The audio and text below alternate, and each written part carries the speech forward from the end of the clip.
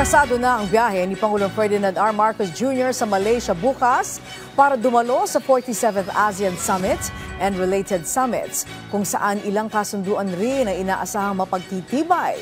Inaabangan din ang formal na turnover ng ASEAN Chairmanship sa Pilipinas para sa susunod na taon. Si Kenneth Pasyente sa sentro ng balita. Siksik at produktibo ang nakatakdang pagdalo ni Pangulong Ferdinand R. Marcos Jr. sa 47th ASEAN Summit and Related Summit sa Kuala Lumpur, Malaysia na magsisimula ngayong weekend. Dito inaasahang isusulong ng mga ASEAN member states ang mga pulisiya na makatutulong para sa mas mapayapa at produktibong ASEAN.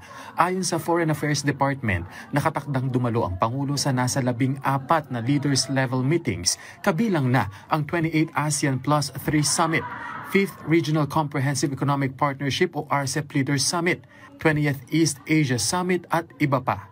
3 signing ceremony din ang dadaluhan ng Pangulo, ang pagpirma sa deklarasyon sa admission ng Timor-Leste bilang ASEAN member state, pagpirma sa Second Protocol para amyendahan ang ASEAN Trade in Goods Agreement o ATIGA, at ang ASEAN-China Free Trade Area 3.0 upgrade. In all these engagements, the President will advance Philippine interests in ASEAN by strengthening security and stability, enhancing economic cooperation, and broadening engagement with dialogue partners. Matatalakay din daw ang ilang global issues sa summit gaya ng sitwasyon sa Myanmar, usaping pang-ekonomiya, geopolitical at geo-economic challenges sa rehiyon. Bagaman hindi na idinetalye pa ng DFA kung aling mga bansa, magkakaroon din ng bilateral meeting si Pangulong Marcos Jr. sa ilang mga world leaders. Isusulong din ng punong ehekutibo ang peace and security, maritime security and cooperation patungkol sa issue ng West Philippine Sea.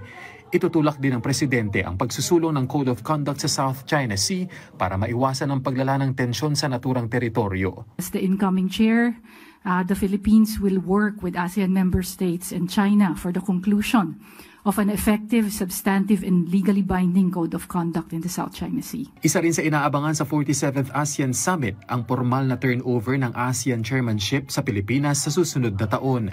The Philippines will take this opportunity to introduce how we will steer the future of the region and beyond by galvanizing community-building efforts during our chairship. Bilang paghahanda sa chairmanship ng bansa sa ASEAN sa susunod na taon, matatanda ang pinangunahan ni Pangulong Marcos Jr. at First Lady Liza Marcos ang muling pagbubukas ng Philippine International Convention Center, kung saan inaasahang isasagawa ang ilang mga aktibidad ng ASEAN sa 2026. Bukas inaasahang lilipad patungong Malaysia ang Pangulo para sa opening ceremony ng 47th ASEAN Summit sa Linggo.